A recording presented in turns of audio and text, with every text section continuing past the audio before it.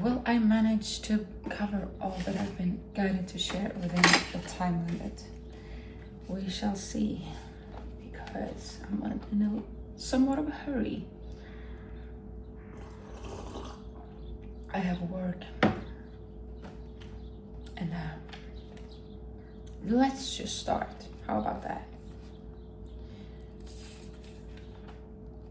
Today we start in Daniel, and I will read to you 2:9-23.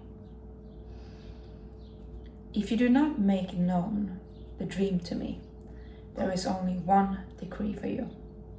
For you have agreed to speak lying and corrupt words before me till the time has changed. Therefore, tell me the dream, and I shall know that you give me its interpretation. The Chaldeans answered the king and said, there is not a man on earth who can tell the king's matter. Therefore, no king, lord, or ruler has ever asked such things of any magician, astrologer, or Chaldean. It is a difficult thing that the king requests, and there is no other who can tell it to the king except the gods, whose dwelling is not with flesh. For this reason, the king was angry and very furious, and gave the command to destroy all the wise men of Babylon. So the decree went out, and they began killing the wise men, and they sought Daniel and his companions to kill them.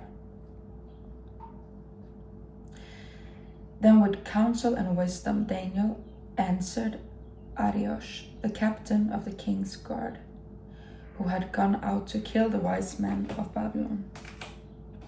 He answered and said to Arioch, the king's captain, why is the decree from the king so urgent?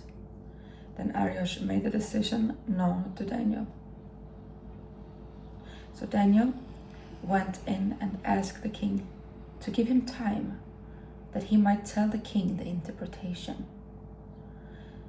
Then Daniel went to his house and made the decision known to Hananiah, Mishael, and Azariah, his companions, that they might seek mercies from the God of heaven concerning this secret, so that Daniel and his companions might not perish with the rest of the wise men of Babylon.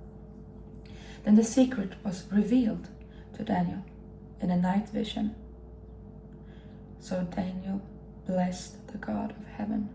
Daniel answered and said, blessed be the name of God forever and ever, for wisdom and might are his. And he changes the times and the seasons. He removes kings and raises up kings. He gives wisdom to the wise and knowledge to those who have understanding. He reveals deep and secret things. He knows what is in the darkness, and light dwells with him. I thank you and praise you, O God of my fathers. You have given me wisdom and might, and have now made known to me what we asked of you. For you have made known to us the king's demand.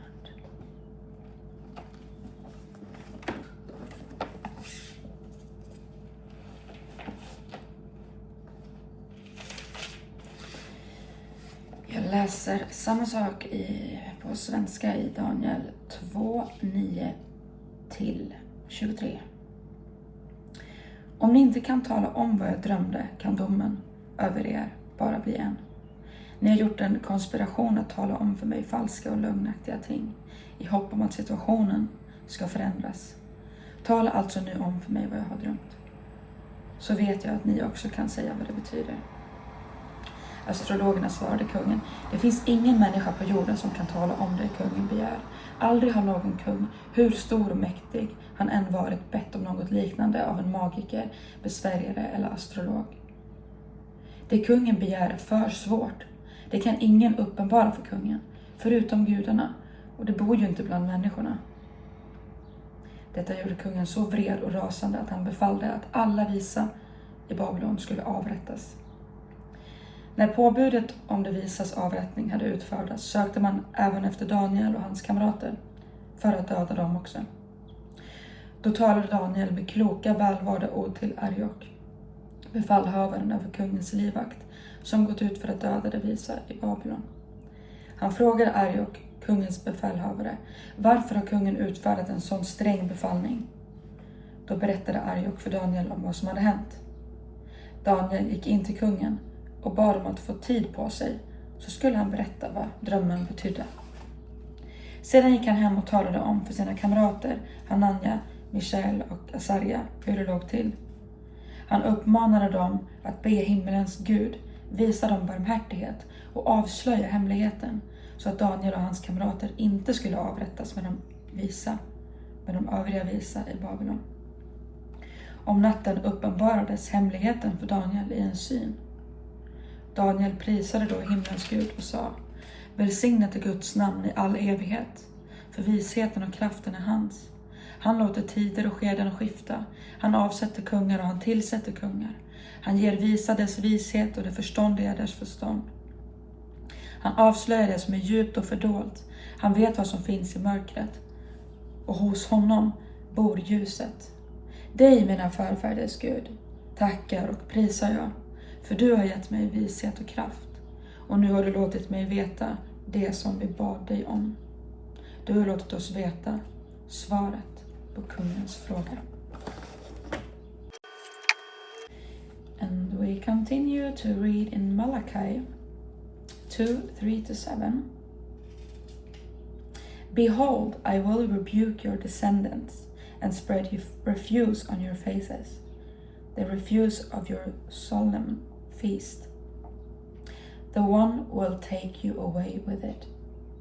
Then you shall know that I have sent this commandment to you, that my covenant with Levi may continue, says the Lord of hosts. My covenant was with him, one of life and peace, and I gave them to him that he might fear me, so he feared me, and he reverent before my name. The law of truth was in his mouth, and injustice was not found on his lips. He walked with me in peace and equity, and turned many away from iniquity. For the lips of a priest should keep knowledge, and people should seek the law from his mouth. For he is the messenger of the Lord of hosts. Malaki 2:3-7.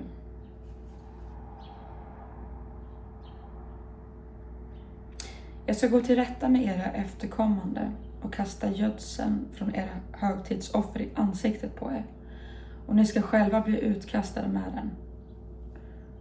Då ska ni inse att jag har gett er denna befallning, för att mitt förbund med Levi ska bestå, säger härskarnas Herre. Mitt förbund med honom innebar liv och frid, som jag gav honom för att han skulle frukta mig och bäva för mitt namn.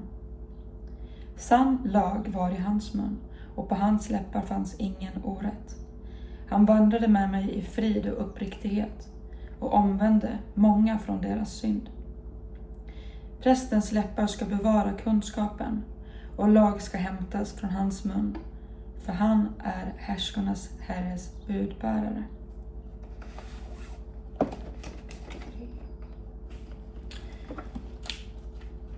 And then we jump to Acts 2:22-32.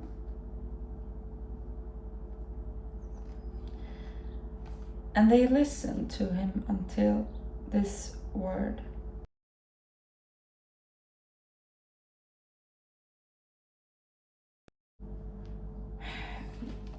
I do not understand what I have written, because this was not what he was guiding me to. This was not what I read. So I'll skip that. Jump straight into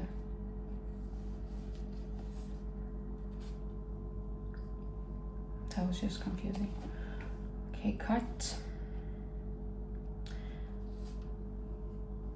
I'll read to you Mark 2, 3-12. Then they came to him, bringing a paralytic who was carried by 4 men. And when they could not come near him because of the crowd, they uncovered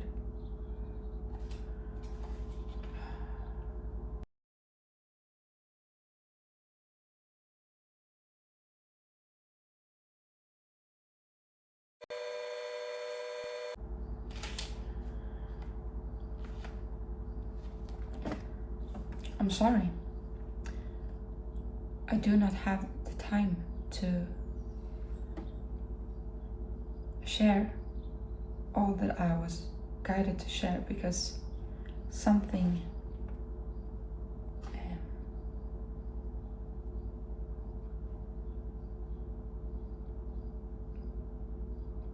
there was some sort of confusion here, and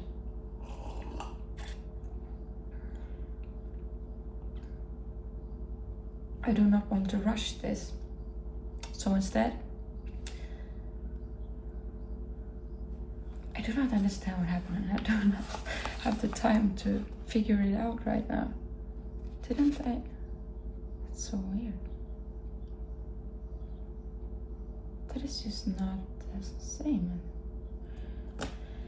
Anyways, I will clear this out, and I will continue this message. I will continue this message when I get home, because I need to rush away to work. Take my bike and go full speed ahead so I don't become late. So I will leave you with that for now. And within a few hours of time, I will come back and